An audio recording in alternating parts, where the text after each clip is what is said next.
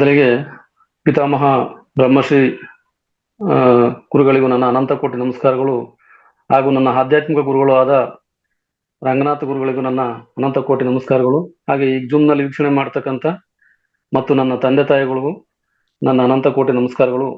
ನಾನು ತಗೊಂಡಿರ್ತಕ್ಕಂಥ ಟಾಪಿಕ್ ಏನಂದ್ರೆ ಇವತ್ತ ರಾಮನ ಒಂದು ಜೀವನ ಚರಿತ್ರೆ ಅಂತ ಒಂದು ಸಂಚಿಕೆಯನ್ನು ಆಯ್ಕೆ ಮಾಡ್ಕೊಂಡಿದ್ದೀನಿ ಮಾಸ್ಟರ್ಸ್. ಅದರಲ್ಲಿ ಏನಾರ ತಪ್ಪು ತೊದಲುಗಳು ಬಂದರೆ ಕ್ಷಮಾಪಣೆ ಇರಲಿ. ನಾನು ಬಂದಂತ ವಿಡಿಯೋಗಳು ಮತ್ತೆ ಕೆಲವು ಪುಸ್ತಕದ ಮುಖಾಂತರ ಆರಿಸ್ಕೊಂಡು ಕೆಲವು ತಿಳಿದಿರ್ತಕ್ಕಂಥ ಒಂದು ಜ್ಞಾನವನ್ನು ಹಂಚ್ತಾ ಇದ್ದೀನಿ. ಧನ್ಯವಾದಗಳು ಎಲ್ಲರಿಗೂ. ಶ್ರೀರಾಮನ ಮತ್ತು ಅವರ ವಂಶದ ಒಂದು ಪರಿಚಯ, ಒಂದು ಜೀವನ ಚರಿತ್ರೆ. ಶ್ರೀರಾಮ ಆದರ್ಶ ಪುರುಷ. ಶ್ರೀರಾಮನ ಗುಣಗಳು ನಮ್ಮ ಜೀವನದಲ್ಲಿ ಅಳವಡಿಸಿಕೊಂಡರೆ ತುಂಬಾ ಅದ್ಭುತವಾಗಿರುತ್ತದೆ. ಸತ್ಯವಂತ ಮತ್ತು ಧರ್ಮವನ್ನು ಪಾಲನೆ ಮಾಡತಕ್ಕಂಥನು ಶ್ರೀರಾಮ. ತಂದೆ ಮತ್ತು ತಾಯಿಯ ಮಾತನ್ನು ನಿರಾಕರಿಸದೆ ಒಂದು ನಡೆದು ಬಂದಂತಕ್ಕನು ಶ್ರೀರಾಮ. ಹಾಗೆ ತಂದೆಯ ಮಾತಿನಂತೆ 14 ವರ್ಷಗಳ ಕಾಲ ವನವಾಸವನ್ನು ಹೋದ. ಹಾಗೆ ಹೀಗೆ ತುಂಬಾ ಒಂದು ರಾಮನ ಜೀವನ ಚರಿತ್ರೆಯ ಬಗ್ಗೆ ನಾನು ವಿವರಣೆ ಮಾಡ್ತಾ ಇದ್ದೀನಿ. ಶ್ರೀರಾಮನ ಹೆಸರು ರಾಮ ಅಥವಾ ರಾಮಚಂದ್ರ. ಹುಟ್ಟಿದ ದಿನ ಚೈತ್ರ ಮಾಸ ಶುಕ್ಲ ಪಕ್ಷದ 1ನೇ ದಿನ ಅಂತ ಹೇಳ್ತಾರೆ ಮಾಸ್ಟರ್ಸ್. 10ನೇ ಜನವರಿ ಕ್ರಿಸ್ತಪೂರ್ವ 5114 ಎಂದು ಹೇಳಲಾಗಿದೆ. ಹುಟ್ಟಿದ ಸ್ಥಳ ಅಯೋಧ್ಯೆ, ಈಗಿನ ಉತ್ತರ ಪ್ರದೇಶ ಎಂದು ಹೇಳಲಾಗಿದೆ. ತಾಯಿ ಕೌಶಲ್ಯೆ, ತಂದೆ ದಶರಥ, ವಂಶ ಸೂರ್ಯವಂಶ. ಸಹೋದರರು ಲಕ್ಷ್ಮಣ, ಭರತ, ಶತ್ರುಘ್ನ. ಸೋದರಿ ಶಾಂತಾದೇವಿ. ಧರ್ಮಪತ್ನಿ ಸೀತಾದೇವಿ. ಮಕ್ಕಳು ಲವ ಕುಶ. ಗುರುಗಳು ವಸಿಷ್ಠ ಮಿತ್ರರು, ವಿಶ್ವಾಮಿತ್ರರು. ಪ್ರಧಾನ ಸೇವಕ ಹನುಮಂತ ಅಂದ್ರೆ ಆಂಜನೇಯ. ಅವತಾರ ವಿಷ್ಣುವಿನ 7ನೇ ಅವತಾರ ತ್ರೇತಾಯುಗದಲ್ಲಿ.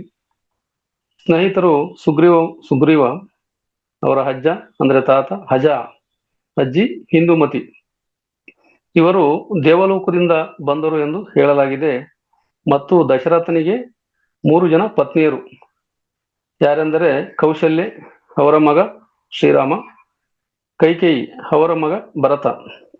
ಸುಮಿತ್ರೆ ಅವರ ಮಗಳು ಲಕ್ಷ್ಮಣ ಮತ್ತು ಶತ್ರುಘ್ನರು. ಇನ್ನು ರಾಮನ ಬಣ್ಣ ನೀಲಿ ಅಂತ ಹೇಳ್ತಾರೆ ಮಾಸ್ಟರ್ಸ್. ರಾಮನ ಜೀವನ ಚರಿತ್ರೆಯನ್ನು ರಾಮಾಯಣ ಎಂಬ ಮಹಾಕಾವ್ಯದಿಂದ ವಿವರಿಸುತ್ತದೆ. ರಾಮನು ಅಯೋಧ್ಯೆಯ ರಾಜ, ದಶರಥ ಮತ್ತು ಕೌಶಲ್ಯ ಪುತ್ರ. ಅವನು ಸೀತೆಯನ್ನು ವಿವಾಹವಾದನು ಮತ್ತು ನಂತರ ಪತ್ನಿ ಸೀತೆ ಹಾಗೂ ಸೋದರ ಲಕ್ಷ್ಮಣನೊಂದಿಗೆ 14 ವರ್ಷಗಳ ಕಾಲ ವನವಾಸವನ್ನು ಅನುಭವಿಸಿದರು. ಅವನ ಜೀವನವು ಧರ್ಮ, ಕರ್ತವ್ಯ ಮತ್ತು ಸಾಮಾಜಿಕ ಜವಾಬ್ದಾರಿಗಳನ್ನು ಬೋಧಿಸುವ ಒಂದು ಮಾರ್ಗವಾಗಿದೆ. ರಾಮನು ಅಯೋಧ್ಯೆಯಲ್ಲಿ ದಶರಥ ಮತ್ತು ಕೌಶಲ್ಯಗೆ ಎನಿಸಿದರು. ಲಕ್ಷ್ಮಣ, ಭರತ ಮತ್ತು ಶತ್ರುಘ್ನರು ಸೋದರರು.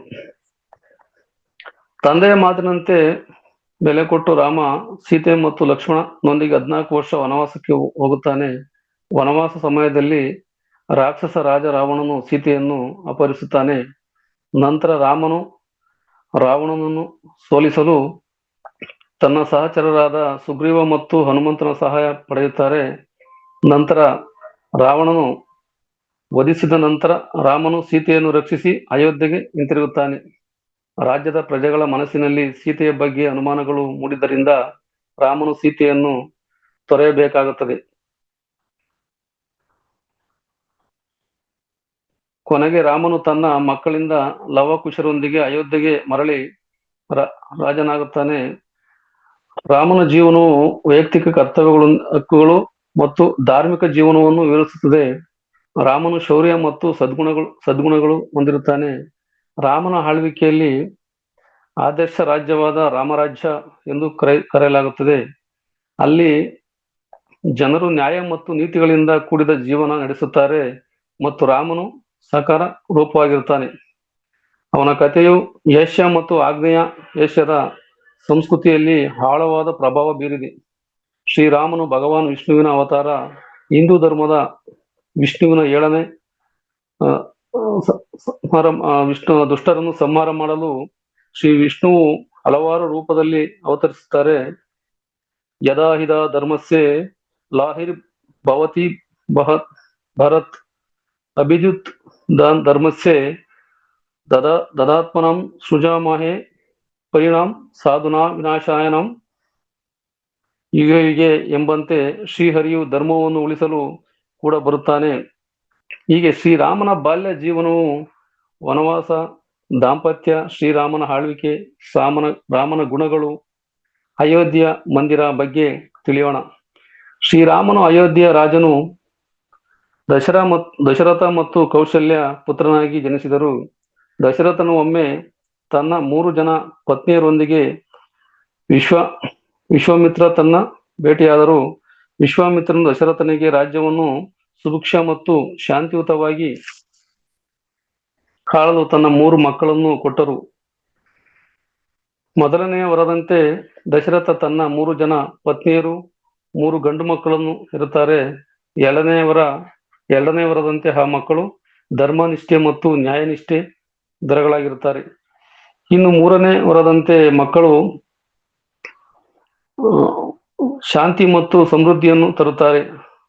ದಶರಥ ತನ್ನ 3 ಪತ್ನಿಯರನ್ನು 3 ವರಗಳನ್ನು ಪಡೆಯಲು ಆಶೀರ್ವಾದವನ್ನು ಕೊಡುತ್ತಾನೆ, ಹಾಗೆ ಕೇಳುತ್ತಾರೆ. ಹಾಗೆ ಕೌಶಲ್ಯ ರಾಮನನ್ನು, ಸುಮಿತ್ರೆ ಲಕ್ಷ್ಮಣ ಮತ್ತು ಶತ್ರುಘ್ನರನ್ನು, ಕೈಕೆ ಭರತನನ್ನು ಜನ್ಮ ನೀಡಿದರು. ರಾಮನು ಚೈತ್ರ ಮಾಸ ಶುಕ್ಲ ಪಕ್ಷ ರಾಮನವಮಿಯೊಂದು ಜನಿಸಿದರು. ಆ ದಿನವನ್ನು ರಾಮನವಮಿಯಾಗಿ ಆಚರಿಸಲಾಗುತ್ತದೆ. ಶ್ರೀರಾಮನ ಬಾಲ್ಯವು ಅಯೋಧ್ಯೆಯಲ್ಲಿ ಸುಖಮಯವಾಗಿ ಕಳೆಯುತ್ತಿತ್ತು. ಅವನು ತನ್ನ ತಂದೆಯಿಂದ ರಾಜಕೀಯ ಧರ್ಮಗಳ ಬಗ್ಗೆ ಶಿಕ್ಷಣವನ್ನು ಪಡೆದನು. ಇನ್ನು ಅವನು ಶಾಸ್ತ್ರದಲ್ಲಿ ಪರಿಣಿತ ಪಡೆದನು. ರಾಮನು ತನ್ನ ಚಿಕ್ಕಪ್ಪ ನಿಂದ ಶಸ್ತ್ರಗಳನ್ನು ತರಬೇತಿ ಪಡೆದನು. ಅವನು ಸುಕ್ಸ್ತಿನಿಂದ ಶಾಸ್ತ್ರಗಳಲ್ಲಿ ಪರಿಣತಿಯನ್ನು ಪಡೆದನು ಮತ್ತು ಒಬ್ಬ ಶಕ್ತಿಶಾಲಿ ಯೋಧನಾದನು. ರಾಮನು ತನ್ನ ಸಹೋದರ ಲಕ್ಷ್ಮಣನೊಂದಿಗೆ ಕಾಡಿನಲ್ಲಿ ಅಡ್ಡಾಡುತ್ತಿದ್ದರು. ಅವರು ಕಾಡಿನ ಜೀವಿಗಳೊಂದಿಗೆ ಸ್ನೇಹ ಮಾಡುತ್ತಿದ್ದರು. ಅವರು ಜೀವನದ ಬಗ್ಗೆ ಹಲವಾರು ಪಾಠಗಳನ್ನು ಕಲಿತರು. ರಾಮನು ತನ್ನ ಬಾಲ್ಯದಲ್ಲಿ ಧರ್ಮ ಮತ್ತು ನ್ಯಾಯದ ಮಹತ್ವವನ್ನು ಅರ್ಥ ಮಾಡಿಕೊಂಡನು. ಅವನು ಯಾವಾಗಲೂ ಸತ್ಯ ಮತ್ತು ನ್ಯಾಯದ ಪರವಾಗಿ ನಿಂತರು ಮತ್ತು ಕರುಣೆ, ಧರ್ಮ, ನಿಷ್ಠೆ, ಕರ್ತವ್ಯ, ಸಮಾನತೆಯ ಭಾವನೆ ಮತ್ತು ಸಜ್ಜನರನ್ನು ಪ್ರೀತಿಸುವ, ಶತ್ರುಗಳೊಂದಿಗೆ ಸಹ ಮೌಲ್ಯಗಳನ್ನು ತೋರಿಸುವ, ಜನರ ಕಲ್ಯಾಣಕ್ಕಾಗಿ ಕಾಯುವ ಅತ್ಯುತ್ತಮ ನಾಯಕ. ಶ್ರೀರಾಮ ಮತ್ತು ಸೀತೆಯ ದಾಂಪತ್ಯ ಜೀವನವು ಭಾರತೀಯ ಸಂಸ್ಕೃತಿಯಲ್ಲಿ ಒಂದು ಆದರ್ಶವಾಗಿದೆ. ರಾಮ ಮತ್ತು ಸೀತೆ ಪ್ರತಿ ಗೌರವ ಮತ್ತು ನಂಬಿಕೆಯಿಂದ ಬದುಕಿದರು. ರಾಮ ಮತ್ತು ಸೀತೆಯ ವಿವಾಹವು ರಾಮಾಯಣದಲ್ಲಿ ಪ್ರಮುಖ ಘಟನೆಯಾಗಿದೆ. ರಾಮನು ಸೀತೆಯನ್ನು ಅಯೋಧ್ಯೆಯಲ್ಲಿ ವಿವಾಹವಾದ ನಂತರ ಸುಖಮಯ ದಾಂಪತ್ಯ ಜೀವನವನ್ನು ನಡೆಸಿದರು. ರಾಮನು ಒಬ್ಬ ಧರ್ಮನಿಷ್ಠೆ, ನ್ಯಾಯನಿಷ್ಠೆಯನ್ನು ಅವನು ಸೀತೆಯನ್ನು ತುಂಬಾ ಪ್ರೀತಿಸುತ್ತಿದ್ದನು ಮತ್ತು ಅವರನ್ನು ಯಾವಾಗಲೂ ರಕ್ಷಿಸುತ್ತಿದ್ದನು. ಸೀತೆ ಒಬ್ಬ ಸುಂದರ ಮತ್ತು ಗೌರವಿತ ಹೆಂಡತಿಯಾಗಿದ್ದರು ಮತ್ತು ಅವರು ಶ್ರೀರಾಮನನ್ನು ತುಂಬಾ ಗೌರವಿಸುತ್ತಿದ್ದರು. ಅವರಿಗೆ ಯಾವಾಗಲೂ ಸಹಾಯ ಮಾಡಲು ಯಾವಾಗಲೂ ಸಿದ್ಧರಾಗಿದ್ದರು. ರಾಮ ಮತ್ತು ಸೀತೆಯ ದಾಂಪತ್ಯ ಜೀವನವು 14 ವರ್ಷಗಳ ಕಾಲ ನಡೆಯಿತು. ಈ 14 ವರ್ಷಗಳಲ್ಲಿ ಒಟ್ಟಿಗೆ ಅನೇಕ ಸಮಸ್ಯೆಗಳನ್ನು ಎದುರಿಸಿದರು. ಆದರೆ ಅವರು ತಮ್ಮ ಪ್ರೀತಿ ಮತ್ತು ನಂಬಿಕೆಯಿಂದ ಈ ಎಲ್ಲ ಸವಾಲುಗಳನ್ನು ಸೋಲಿಸಿದರು. ಆದರೆ ರಾವಣನಿಂದ ಸೀತೆಯ ಅಪಹರಣವು ರಾಮ ಮತ್ತು ಸೀತೆಯ ಜೀವನವು ಅತ್ಯಂತ ಕಠಿಣ ಸವಾಲಾಗಿತ್ತು. ಆದರೆ ರಾಮನು ಪ್ರೀತಿ ಧೈರ್ಯದಿಂದ ಸೀತೆಯನ್ನು ರಕ್ಷಿಸಿದನು. ರಾಮನ ಆಳ್ವಿಕೆಯಲ್ಲಿ ರಾಜ್ಯದಲ್ಲಿ ಯಾವುದೇ ದರೋಡೆ, ಕೊಲೆ, ಅನ್ಯಾಯಗಳು ನಡೆಯಲಿಲ್ಲ ಎಂದು ಹೇಳಲಾಗಿದೆ. ಜನರು ಶಾಂತಿ ಮತ್ತು ನೆಮ್ಮದಿಯಿಂದ ಸುಖಮಯವಾಗಿ ಬದುಕಿದರು ಎಂದು ಹೇಳಲಾಗಿದೆ. ರಾಮನು ಒಬ್ಬ ಉತ್ತಮ ಆಡಳಿತಗಾರನಾಗಿ ಅವನು ತನ್ನ ಜನರಿಗೆ ಸೇವೆ ಮಾಡಿದರು. ಅವನು ಯಾವಾಗಲೂ ಸತ್ಯ ಮತ್ತು ನ್ಯಾಯದ ಪರವಾಗಿ ನಿಂತರು. ರಾಮನು ಭಾರತೀಯ ಸಂಸ್ಕೃತಿಯಲ್ಲಿ ಪರಿಪೂರ್ಣ ವ್ಯಕ್ತಿಯಾಗಿ ಪರಿಣಿತಿ. ಅವನಲ್ಲಿ ಅನೇಕ ಉತ್ತಮ ಗುಣಗಳಿವೆ. ಕೆಲವು ಪ್ರಮುಖ ಗುಣಗಳು ಇಲ್ಲಿವೆ. ಧರ್ಮನಿಷ್ಠೆ, ನ್ಯಾಯನಿಷ್ಠೆ. ರಾಮನು ನ್ಯಾಯ ಮತ್ತು ಧರ್ಮದ ಪರವಾಗಿ ನಿಂತನು. ಅವನು ಎಂದಿಗೂ ತಪ್ಪು ಮಾಡಲಿಲ್ಲ. ಸತ್ಯ, ನ್ಯಾಯದ ನಡೆಯನ್ನು, ಸಹನಶೀಲತೆ ಮತ್ತು ಧರ್ಮ ಮತ್ತು ಧೈರ್ಯಶಾಲಿಯಾಗಿದ್ದರು. ಅವನು ತನ್ನ ದೇಹವನ್ನು ಸಾಧಿಸಲು ಬಹಳ ಶ್ರಮಿಸಿದನು ಮತ್ತು ಎಂದಿಗೂ ಸೋಲನ್ನು ಒಪ್ಪಲಿಲ್ಲ. ಶ್ರೀರಾಮನು ದಯೆ ಮತ್ತು ಕರುಣೆ ಹೊಂದಿದನು ಮತ್ತು ಎಲ್ಲಾ ಜೀವಿಗಳ ಮೇಲೆ ದಯೆ ಕರುಣೆ ತೋರಿಸುತ್ತಾನೆ. ರಾಮನು ಎಲ್ಲ ಆದರ್ಶ ಗುಣಗಳು ಹೊಂದಿರುವ ಶ್ರೇಷ್ಠ ಪುರುಷ. ಅವನು ಎಲ್ಲರನ್ನೂ ಸಮಾನವಾಗಿ ನೋಡುತ್ತಿದ್ದನು ಮತ್ತು ಎಲ್ಲರಿಗೂ ಸಹಾಯ ಮಾಡಲು ಸಿದ್ಧನಿದ್ದನು. ಬುದ್ಧಿವಂತಿಕೆ ಮತ್ತು ರಾಮನ ಚತುರ ವ್ಯಕ್ತಿಯಾಗಿದ್ದನು. ಅವನು ಯಾವಾಗಲೂ ಸರಿಯಾದ ನಿರ್ಧಾರ ತೆಗೆದುಕೊಳ್ಳುತ್ತಿದ್ದನು ಮತ್ತು ತನ್ನ ಶತ್ರುಗಳನ್ನು ಸೋಲಿಸಲು ಬುದ್ಧಿವಂತಿಕೆಯನ್ನು ಬಳಸುತ್ತಿದ್ದನು. ಶ್ರೀರಾಮ ತನ್ನ ತಂದೆ ದಶರಥನನ್ನು ತುಂಬಾ ಭಕ್ತಿಯಿಂದ ನೋಡುತ್ತಿದ್ದರು. ಶ್ರೀರಾಮ ಮರಣದ ಬಗ್ಗೆ ರಾಮಾಯಣದಲ್ಲಿ ಸ್ಪಷ್ಟವಾದ ವಿವರಣೆ ಇಲ್ಲ. ಅಂದರೆ ಪುರಾಣಗಳಲ್ಲಿ, ಇತಿಹಾಸಗಳಲ್ಲಿ 11,000 ವರ್ಷಗಳ ಕಾಲ ಅಯೋಧ್ಯೆಯಲ್ಲಿ ಆಳಿದ ನಂತರ ತನ್ನ ತಂದೆಯಾದ ದಶರಥನೊಂದಿಗೆ ಸ್ವರ್ಗಕ್ಕೆ ಹೋದನು ಎಂದು ಹೇಳಲಾಗಿದೆ. ಇನ್ನು ಕೆಲವು ಪುರಾಣಗಳ ಪ್ರಕಾರ ಶ್ರೀರಾಮ ಕಾಲಾಂತರದಲ್ಲಿ ವೃದ್ಧನಾಗಿ ತನ್ನ ಜೀವನದ ಅಂತ್ಯವನ್ನು ಸಮೀಪಿಸುತ್ತಿದ್ದನು. ಅವನು ತನ್ನ ಮಕ್ಕಳಿಂದ ಲವಕುಶರೊಂದಿಗೆ ಅಯೋಧ್ಯೆಯಲ್ಲಿ ನಿಯೋಜಿಸಿ ಸ್ವರ್ಗಕ್ಕೆ ಹೋಗಲು ಸಿದ್ಧನಾದನು ಎಂದು ಹೇಳಲಾಗಿದೆ. ಇನ್ನೊಂದು ಕಥೆಯಲ್ಲಿ ಪ್ರಕಾರ ಒಂದು ದಿನ ರಾಮನು ತನ್ನ ಸಹೋದರ ಲಕ್ಷ್ಮಣನೊಂದಿಗೆ ಸಾರಾಯಿ ನದಿ ತೀರದಲ್ಲಿ ಭೇಟಿಯಾದರು. ಅವರು ಒಟ್ಟಿಗೆ ಸಾರಾಯಿ ನದಿಯಲ್ಲಿ ಸ್ನಾನ ಮಾಡಲು ಹೋದರು, ನಂತರ ಸ್ವರ್ಗಕ್ಕೆ ಹೋದರು ಎಂದು ಹೇಳಲಾಗಿದೆ. ಶ್ರೀರಾಮನ ಮರಣದ ಬಗ್ಗೆ ಹಲವಾರು ಕಥೆಗಳು ಇವೆ, ಆದರೆ ಯಾವುದೇ ಪುರಾವೆಗಳಿಲ್ಲ. ಆದರೆ ಶ್ರೀರಾಮನು ಒಬ್ಬ ಧರ್ಮನಿಷ್ಠೆಯಾಗಿದ್ದ. ರಾಮನ ಗುಣಗಳನ್ನು ನಮ್ಮ ಜೀವನದಲ್ಲಿ ಅಳವಡಿಸಿಕೊಂಡರೆ ಉತ್ತಮ ಜೀವನವು ನಡೆಸಬಹುದು ಹಾಗೂ ಭಗವಂತನ ಕೃಪೆಗೆ ಪಾತ್ರರಾಗಬಹುದು. ಶ್ರೀರಾಮ ಮಂದಿರ ಭಾರತದ ಉತ್ತರ ಪ್ರದೇಶದ ಅಯೋಧ್ಯೆಯಲ್ಲಿ ಇರುವ ಹಿಂದೂ ದೇವಾಲಯವಾಗಿದೆ. ಈ ದೇವಾಲಯದಲ್ಲಿ ಶ್ರೀರಾಮನ ಜನ್ಮ ಸ್ಥಳವೆಂದು ಹೇಳಲಾಗಿದೆ. ದೇವಾಲಯದ ನಿರ್ಮಾಣವು 2020ರಲ್ಲಿ ಪ್ರಾರಂಭವಾಗಿತ್ತು, 2023ರಲ್ಲಿ ಪೂರ್ಣಗೊಂಡಿತ್ತು. ರಾಮ ಮಂದಿರದ ಗರ್ಭಗುಡಿ 160 ಅಡಿ ಎತ್ತರ, 100 ಅಡಿ ವ್ಯಾಸವನ್ನು ಹೊಂದಿದೆ. ದೇವಾಲಯದ ಒಟ್ಟು ಪ್ರದೇಶ 2.7 ಹೆಕ್ಟೇರ್ಗಳಲ್ಲಿವೆ ಇದೆ. ಇದು ಭಾರತದ ಅತಿ ಎತ್ತರದ ಹಿಂದೂ ದೇವಾಲಯವಾಗಿದೆ. ದೇವಾಲಯದ ನಿರ್ಮಾಣಕ್ಕೆ 1,800 ಕೋಟಿ ಖರ್ಚು ಮಾಡಲಾಗಿದೆ ಎಂದು ಹೇಳಲಾಗಿದೆ.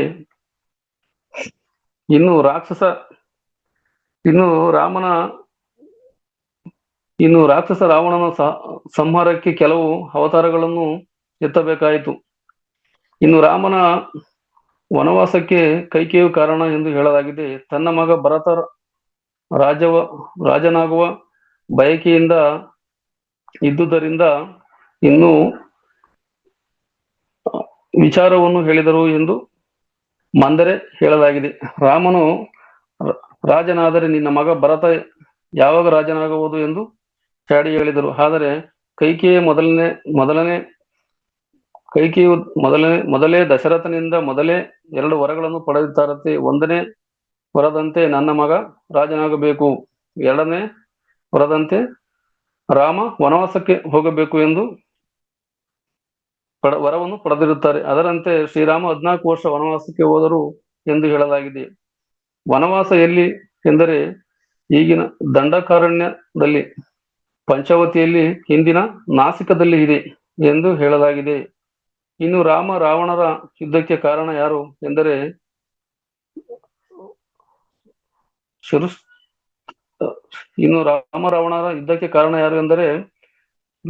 ರಾಮ ಮತ್ತು ರಾವಣರನ್ನು ಒಲಿಸಬೇಕು ಎಂಬ ಕಾರಣಕ್ಕೆ ಎಂದು ಹೇಳಲಾಗಿದೆ. ಲಕ್ಷ್ಮಣ ಶಿಷ್ಟಿಕೆಯನ್ನು ಮಗನನ್ನು ಕತ್ತರಿಸಿರುವಾಗ ಶಿಷ್ಟಿಕೆ ಹೋಗಿ ತನ್ನ ಅಣ್ಣನಿಗೆ ಹೇಳಿದರು. ಒಂದು ಹಿಟ್ಟಿನಿಂದ ರಾವಣ ಸೀತೆಯನ್ನು ಎತ್ತಿಕೊಂಡು ಹೋದರು ಎಂದು ಸಹ ಹೇಳಲಾಗಿದೆ. ಆವಾಗ ರಾಮ ಮತ್ತು ರಾವಣರ ಯುದ್ಧ ಆಯಿತು ಎಂದು ಹೇಳಲಾಗಿದೆ. ಇನ್ನು ರಾಮನ ಆಯುಧ ಯಾವುದೆಂದರೆ ಬಿಲ್ಲು ಮತ್ತು ಬಾಣ. ಅವರು ಸೃಷ್ಟಿಕೆಯಿಂದ ಬಿಲ್ಲು ಬಾಣ ವಿದ್ಯೆಯನ್ನು ಕಲಿತರು. ಇನ್ನು ರಾಮನ ಪರಮ ಭಕ್ತರಾರೆಂದರೆ ಹನುಮಂತ. ಆತ ಆಂಜನೇಯ ಎಂದು ಹೇಳಲಾಗಿದೆ. ರಾವಣರನ್ನು ಇದ್ದಾಗ ಅವರ ವಯಸ್ಸು 39 ಎಂದು ಹೇಳಲಾಗಿದೆ. ರಾಮನ ಎತ್ತರ ಎಷ್ಟು ಎಂದರೆ 7ರಿಂದ 8 ಅಡಿ ಎಂದು ಹೇಳಲಾಗಿದೆ, 96 ಇಂಚು. ಇನ್ನು ರಾಮನ ಒಟ್ಟು ವಯಸ್ಸು ಎಷ್ಟು ಎಂದರೆ 104 ವರ್ಷ ಇದ್ದರು ಎಂದು ಹೇಳಲಾಗಿದೆ. ಇನ್ನು ಎಷ್ಟು ವರ್ಷಗಳ ಕಾಲ ಹಿಂದೆ ಜನಿಸಿದರು ಎಂದರೆ 7123 ವರ್ಷಗಳ ಹಿಂದೆ ಎಂದು ಹೇಳಲಾಗಿದೆ. ಟೈಮ್ ಇದೆಯಾ ಮೇಡಮ್? ಎಸ್, ಇನ್ನೊಂದು 5 ನಿಮಿಷ ಕ್ಲೋಸ್ ಮಾಡ್ಬೋದು. ಓಕೆ ಗುರುಗಳೇ, ಓಕೆ. ಇನ್ನು ರಾಮನ ವಂಶದ ಬಗ್ಗೆ ಸ್ವಲ್ಪ ವಿವರಣೆ ಹೇಳ್ತೀನಿ ಮಾಸ್ಟರ್ಸ್. ಇನ್ನು ರಾಮನ ವಂಶ ನೋಡಿದರೆ ಶ್ರೀಹರಿಯ ಮಗ ಬ್ರಹ್ಮ, ಬ್ರಹ್ಮನ ಮಗ ಮರೀಚಿ, ಮರೀಚಿಯ ಮಗ ಕಶ್ಯಪ, ಕಶ್ಯಪನ ಮಗ ಸೂರ್ಯ, ಸೂರ್ಯನ ಮಗ ಮನು, ಮನುವಿನ ಮಗ ಇಚ್ಛಾಕು, ಇಚ್ಛಾಕುವಿನ ಮಗ ಕುಷ್ಕಿ, ಕುಷ್ಕಿಯ ಮಗ ವಿಕುಕ್ಷಿ, ವಿಕುಕ್ಷಿಯ ಮಗ ಬಾಣ, ಬಾಣನ ಮಗ ಅನರಣ್ಯ, ಅನರಣ್ಯನ ಮಗ ಪೃಥ್ವಿ, ಪೃಥ್ವಿನ ಮಗ ತ್ರಿಶಂಕು, ತ್ರಿಶಂಕುವಿನ ಮಗ ದುಂದುಮಾರ, ದುಂದುಮಾರನ ಮಗ ಮದಾಂತ, ಮದಾಂತನ ಮಗ ಸುಸಂಧಿ, ಸುಸಂಧಿಯ ಮಗ ಧ್ರುವ, ಧ್ರುವಸಂಧಿ, ಧ್ರುವಸಂಧಿಯ ಮಗ ಭರತ, ಭರತನ ಮಗ ಅಶೀತಿ, ಅಶೀತಿಯ ಮಗ ಸಗರ, ಸಗರನ ಮಗ ಅಸಮಂಜರ, ಅಸಮಂಜರನ ಮಗ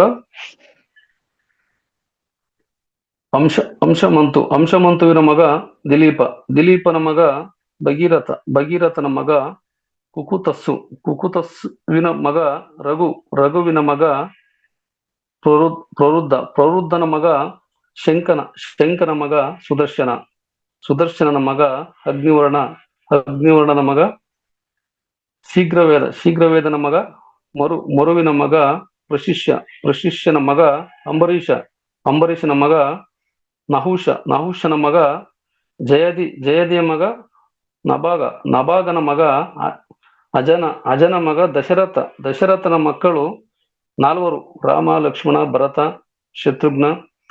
ರಾಮನ ಮಗ ಲವಕುಶ, ಭರತನಿಗೆ ದಕ್ಷ ಕುಲ್ಕರು, ಲಕ್ಷ್ಮಣನಿಗೆ ಅಂಗದ, ಚಂದ್ರಕೇತು ಮತ್ತು ಪುತ್ರಜ್ಞನಿಗೆ ಸುಬಾಹು ಶತ್ರುಪತಿಗಳು. ಇವರಲ್ಲಿ ಹಿರಿಯನಾದ ಕುಶನು ಕುಮದತಿಯನ್ನು ವರಸಿ ಕುಶಾಂತಿ ಅಥವಾ ಕುಶಸ್ಥಿತಿಯಲ್ಲಿ ರಾಜ್ಯವಾಳುತ್ತಾನೆ. ಲವನು ಶವಸ್ಥ ಅಥವಾ ಲವಷ್ಟಗಳಿಂದ, ದಕ್ಷನು ದಕ್ಷ ಶಿಲೆಯಲ್ಲಿ, ಕುಕ್ಷಿ ಶಿಲೆಯಲ್ಲಿ ಅಂಗದನು, ಕಾರುಪತಿಯಲ್ಲಿ ಚಂದ್ರಕೇತುವು ಚಂದ್ರ ಕಾಂತಿಯಲ್ಲಿ, ಸುಬಾಹುವು ಧರ್ಮ ನಗರದಲ್ಲಿ, ಮಧುರ ನಗರದಲ್ಲಿ ಶತ್ರುಪತಿಯು ವಿದಿಶ ನಗರದಲ್ಲಿ ರಾಜ್ಯವಾಳಿದರು. ಕುಶ ಮತ್ತು ದಂಪತಿಗಳಿದ್ದರು. ಈ ಅತಿ ಅವನಿಂದ ನಿಷಾದನ ಮಗ ನದ, ನದನ ಮಗ ಪುಂಡರೀಕ್ಷ, ಪುಂಡರೀಕ್ಷನ ಮಗ ಕ್ಷೇಮದತ್ವ, ಕ್ಷೇಮದತ್ವನ ಮಗ ದೇವನೀತ, ದೇವನೀತನ ಮಗ ಅನಿಹ, ಅನಿಹನ ಮಗ ಪಾರಿಯಾತ್ರ, ಪಾರಿಯಾತ್ರನ ಮಗ ಬಲಸಲ, ಬಲಸಲನ. ಇವರಿಗೆ ಸೂರ್ಯನ ವಂಶವನ್ನು ಪಡೆದ ವಜ್ರನಾಭನು ಮಗನಾಗಿ ಹುಟ್ಟಿದ.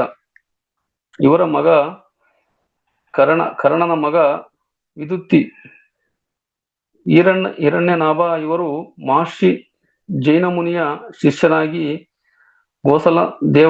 ಗೋಸಲ ದೇಶದ ಅಗ್ನಿವಕ್ಷಕ್ಕೆ ಮಹರ್ಷಿಯು ಹಿರಣ್ಯನಾಭಿನಿಂದ ಆಧ್ಯಾತ್ಮಿಕ ಶಿಕ್ಷಣವನ್ನು ಪಡೆದು ಹಿರಣ್ಯನಾಭ ಮಗ ಕಶ್ಯನ ನಂತರ